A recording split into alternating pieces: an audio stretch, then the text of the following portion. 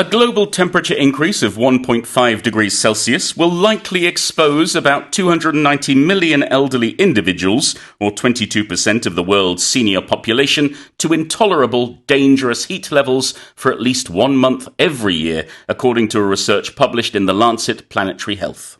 국제 학술지 랜셋 플래닛 헬스에 발표된 연구에 따르면 지구 평균 기온이 산업화 이전보다 1.5도씨 상승할 경우 전 세계 60세 이상 인구의 22%에 해당하는 약 2억 9천만 명의 노인들이 매년 최소 한 달 동안 위험한 수준의 열에 노출될 것으로 추정됐습니다. Tell us more. Well, previous research has concentrated on the young rather than the old. And so this is giving us a better picture because there are age-specific factors involved. We don't just slow down in terms of the speed of doing things. The reaction of our heart, our vascular system is different as we get older.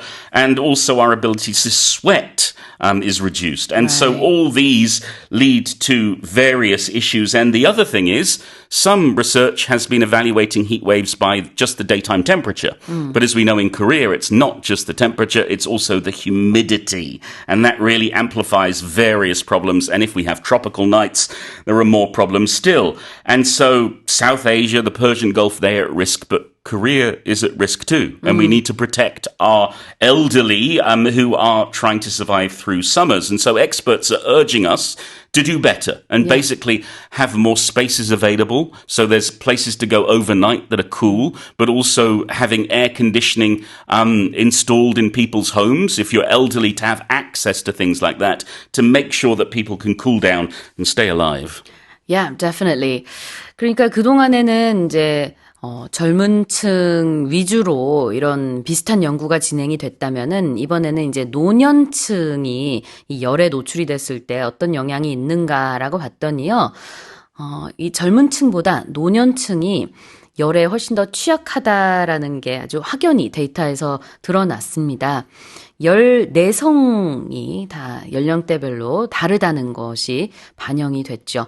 So I guess your capability to cope with the heat, or you might even say heat threshold, if there is such a term, that's different for different age groups. Absolutely, and it's the same for summer and for winter. Yes, absolutely.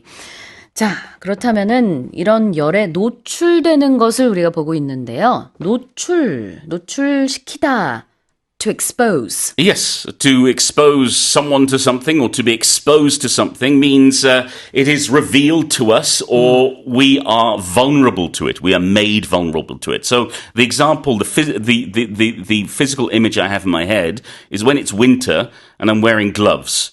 If I take my gloves off outside, I expose my hand to the cold, meaning my hand is introduced to the cold and will therefore be affected by it. 그냥 무방비로 무언가에 노출이 됐을 때 to be exposed라고 하니까 장갑을 우리가 끼지 않으면은 우리 손이 그냥 이 추운 겨울 날씨에 노출이 되는 거죠. 그런 것처럼 더운 날씨에 열에 노출되는 것을 to be exposed to the heat, I suppose. 이렇게 표현을 하고요. 그다음에는 이제 intolerable이라는 표현이 나오는데요.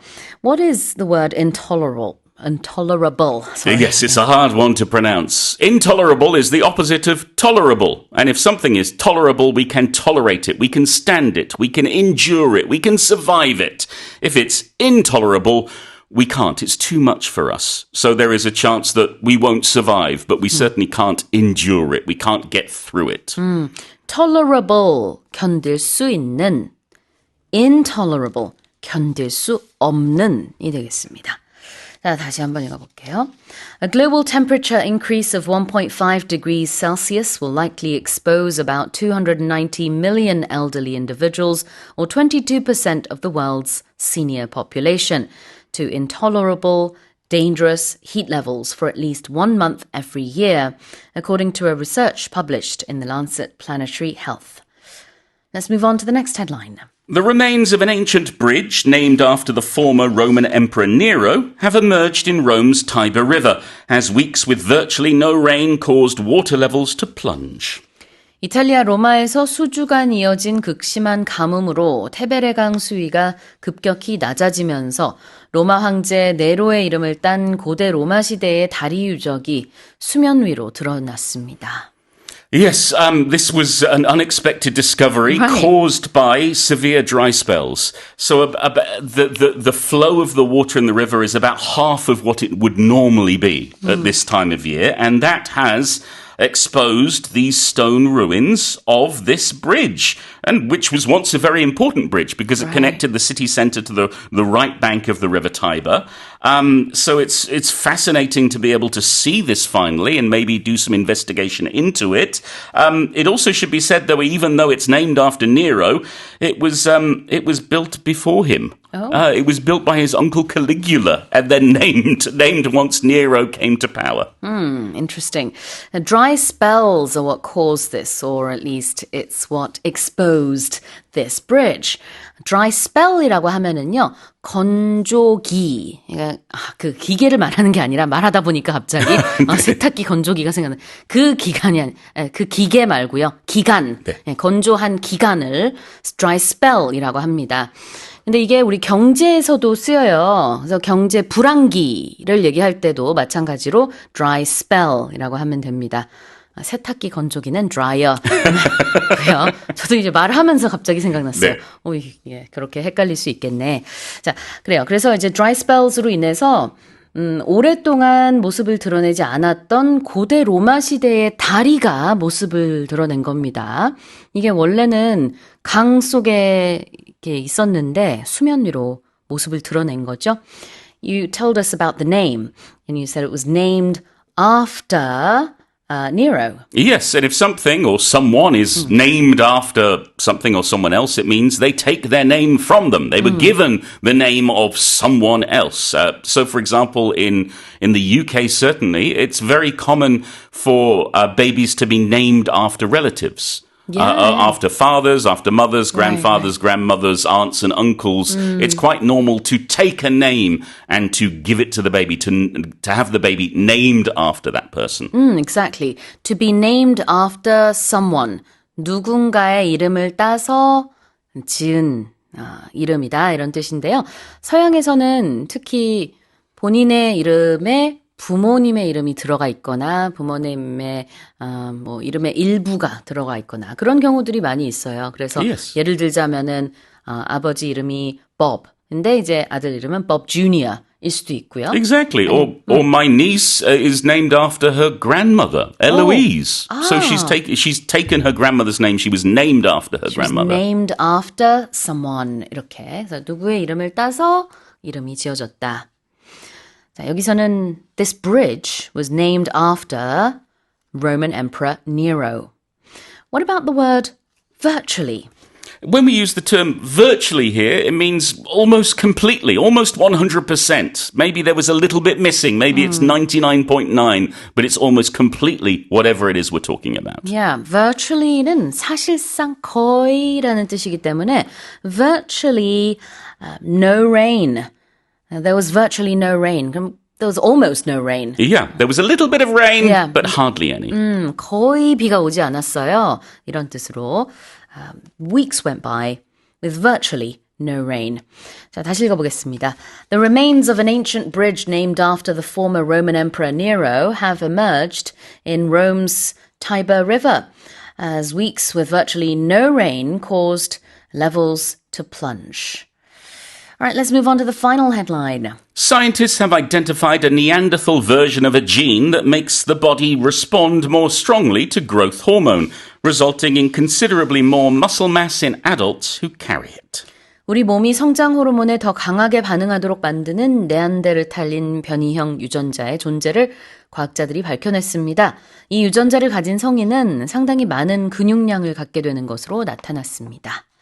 Interesting. Yes, and it could be amongst our listeners because this is highly prevalent in South Asian and East Asian populations. Excuse me. Yeah. Up to almost a quarter of people may have it. It's far less likely to occur in Europe, and certainly almost never in Africa. So if you're of European descent, it's unlikely. If you're of African descent, pretty much no chance of that. But there's a 1 in 4 chance, Sue, you may have this. And this is a really good thing. 아닌 것 같은데, 저는. Anyway. But Well, I know. You're not a muscly person. Okay.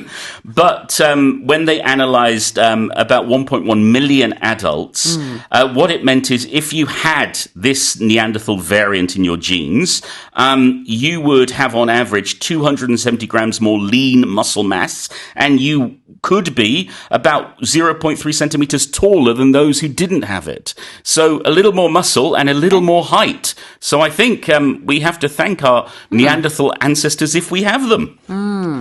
여러분 중에 혹시 나는 근육이 좀 잘 붙어 이러신다면은 이 네안데르탈인의 DNA가 있으실 수도 있습니다.